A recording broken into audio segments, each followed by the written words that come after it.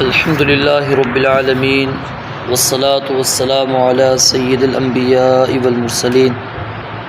اعوذ باللہ السمیع العلیم من الشیطان الرجیم من ہمزہ ونفخہ ونفثہ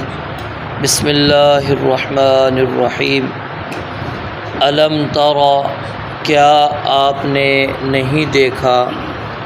الی الذین ان لوگوں کی طرف یزکون انفسہم جو اپنے آپ کو پاک کہتے ہیں بل اللہ بلکہ اللہ تعالی یزکی پاک کرتا ہے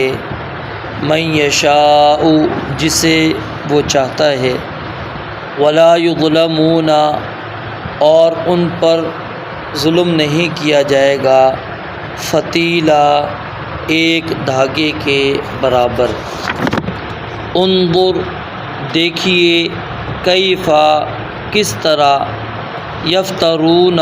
وہ جھوٹ باندھتے ہیں علی اللہ اللہ تعالیٰ پر الکذب جھوٹ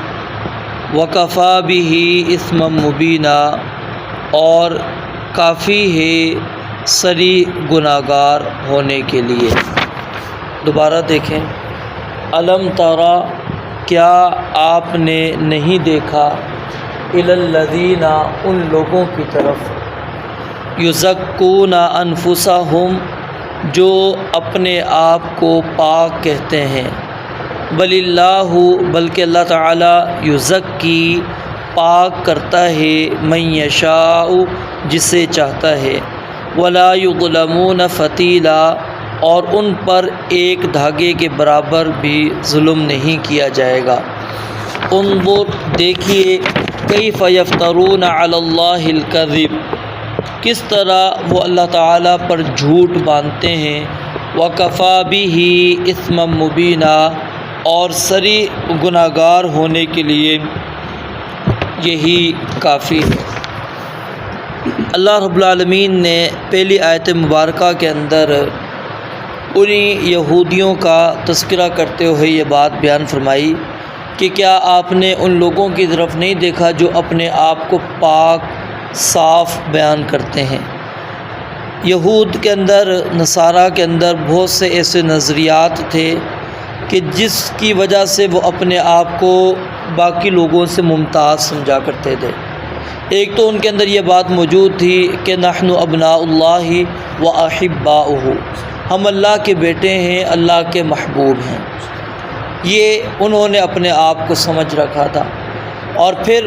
یہ بات بھی انہوں نے سمجھی ہوئی تھی کہ لن يدخل الجنۃ الا من کان یہودا او نصارا کہ جنت بنی ہی ہمارے لیے ہے، جنت میں صرف یہودی جائیں گے یا عیسائی جائیں گے، ہمارا جہنم سے کوئی تعلق نہیں ہے۔ لن تمسنا النار الا ایاما معدودہ یا الا ایاما معدودات چند دن ہی صرف ہم جہنم کے اندر جائیں گے، 7 دن، اس سے زیادہ ہم جہنم میں جانے والے نہیں۔ تو وہ ان کے زعم تھے، خیالات تھے، وہ اپنے آپ کو بڑا پاکیزہ سمجھا کرتے تھے اور سمجھتے تھے کہ انبیاء کی ایک بڑی جماعت ہمارے خاندان کے اندر آئی ہے تو ہمارا ایک گہرا تعلق ہے، ہم اللہ تعالیٰ کے محبوب بن گئے، اللہ تعالیٰ کے پسندیدہ ہے، اللہ رب العالمین نے ہمارے لیے ہی یہ سارا کچھ بنایا ہے۔ تو اللہ رب العالمین نے فرمایا الم تری الی الذین یزکون انفسہم کہ کیا آپ نے ان لوگوں کی طرف نہیں دیکھا جو اپنا تزکیہ کرتے ہیں، خود اپنے آپ کو پاک صاف بیان کرتے ہیں، ٹھیک ہے۔ حالانکہ کسی کا اپنے آپ کو تزکیہ کرنا یہ اسلام کے اندر اچھی بات نہیں ہے۔ قرآن کریم کے اندر دوسری جگہ پر اللہ تعالیٰ فرماتے ہیں فلا تزکوا انفسکم اپنا تزکیہ نہ کرو، اپنے آپ کو بندہ اچھا نہ کہے، کیوں؟ ہوا اعلم بمن اتقی اللہ تعالیٰ وہ زیادہ بہتر جانتا ہے کہ کون متقی ہے، پرہیزگار ہے۔ رسول اللہ صلی اللہ علیہ وسلم نے زینب رضی اللہ تعالیٰ عنہ ان کا نام پہلے تھا برہ کا معنی ہوتا ہے نیکوکار، تو اللہ کے نبی علیہ الصلوۃ والسلام نے ان کے اس نام کو تبدیل کر دیا۔ کیونکہ اس کے اندر کیا پایا جاتا تھا؟ پاکیزگی، اپنی بڑائی پائی جاتی تھی کہ میں بڑا نیک ہوں، میں بڑی نیک ہوں، نیک و کار ہوں میں. تو ایسے نام رکھنے کی بھی اسلام نے اجازت نہیں دی. جب سیدنا ابو بکر صدیق رضی اللہ تعالیٰ عنہ کے بارے میں لوگوں نے، جب وہ خلافت پر فائز ہوئے، لوگوں نے باتیں کی ان کے بارے میں، تو انہوں نے کہا کہ اللہ، یہ لوگوں کا میرے بارے میں خیال ہے، لیکن تو بہتر جانتا ہے تو مجھے بہتر جانتا ہے، اور جو لوگوں نے اپنے خیالات میرے بارے میں بیان کیے ہیں، مجھے اس کے مطابق بننے کی اللہ توفیق دے دے. تو تزکیہ کرنا یہ اللہ رب العالمین پر ہمارے لیے جائز نہیں ہے کہ ہم کسی بندے کا اللہ رب العالمین پر تزکیہ کریں. ہاں ہم یہ کہہ سکتے ہیں، آپ نے فرمایا اگر کسی کی تعریف کرنی ہی ہے تم نے، تو یہ کہو کہ میں یہ گمان کرتا ہوں واللہ حسیبہ، اللہ اس کو بہتر سمجھتا ہے، لیکن میرا اس کے متعلق یہ گمان ہے. یعنی اپنا بندہ گمان ظاہر کرے کہ میرا اس شخص کے متعلق یہ گمان ہے. ہم اللہ تعالیٰ پر یہ نہیں کہہ سکتے کہ یہ واقعی اس طرح کا تھا، اللہ بہتر اس کو جانتا ہے. تو اس لیے آپ دیکھیں نا، ہم جب میت کے لیے جب دعا کر رہے ہوتے ہیں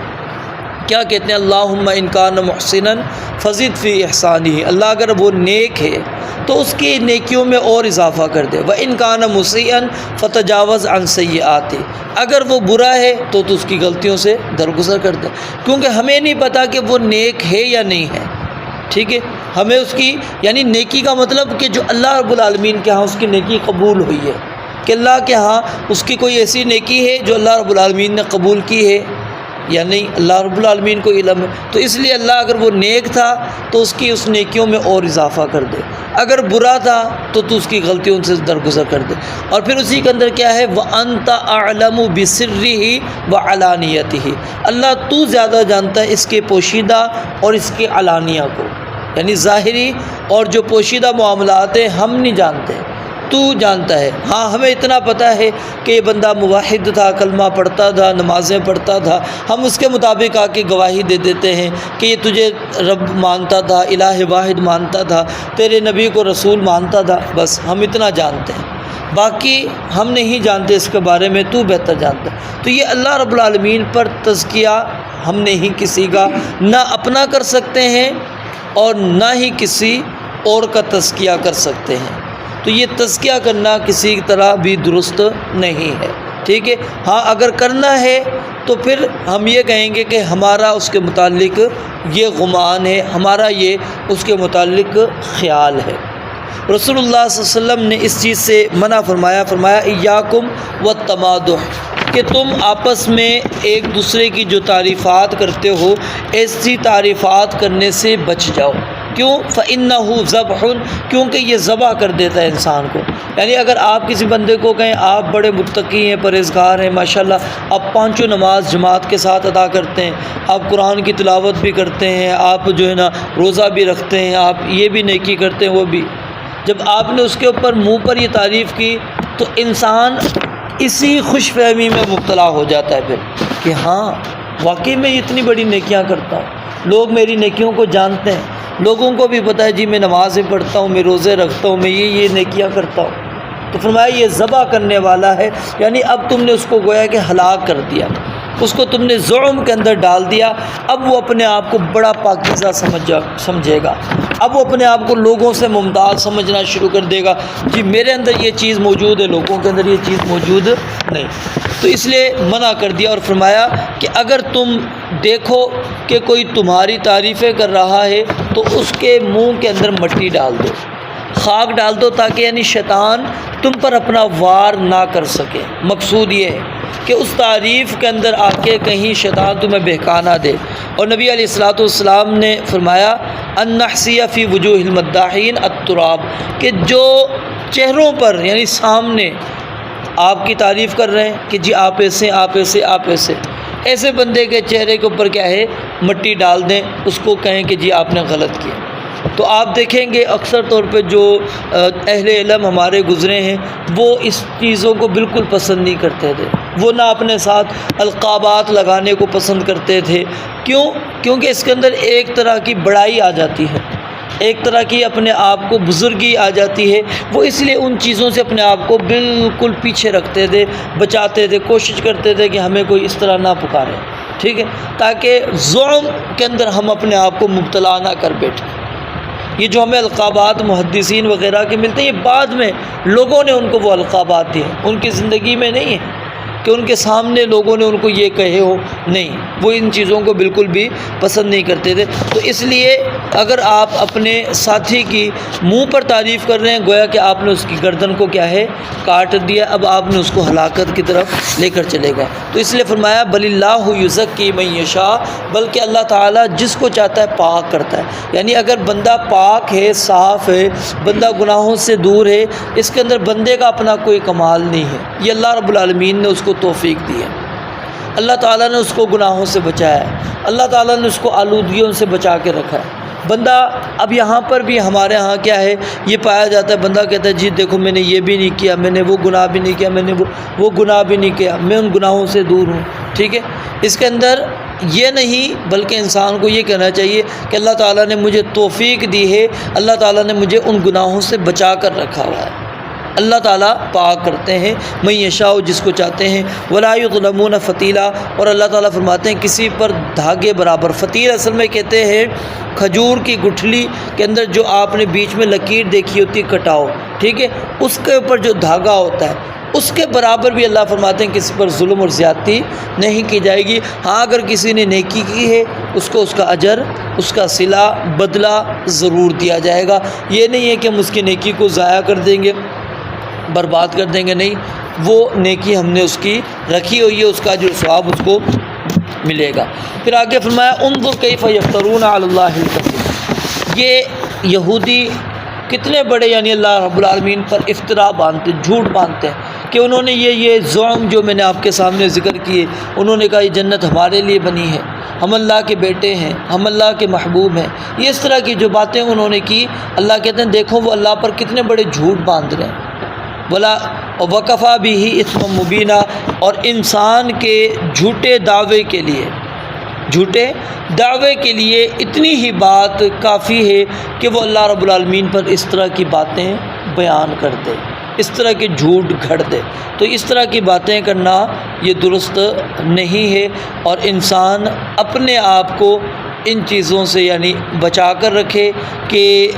کوئی نسبتیں جن سے ہمارے ہاں چلتی ہیں کہ جی میں سید خاندان سے ہوں، ہم یہ بھی سمجھتے ہیں جی ہم سید خاندان سے ہیں تو جی جنت ہمارے لیے، اب ہم سے کوئی حساب و کتاب نہیں ہوگا، یا ہم نے فلاں کے ہاتھ پر بیعت کر لی اب ہمارا بیڑا پار ہو گیا ہے، ٹھیک ہے، ہم نے یہ کر لیا تو ہمارا یہ معاملہ ہو چکا ہے۔ یہ سارے زعم ہیں، باطل زعم ہیں۔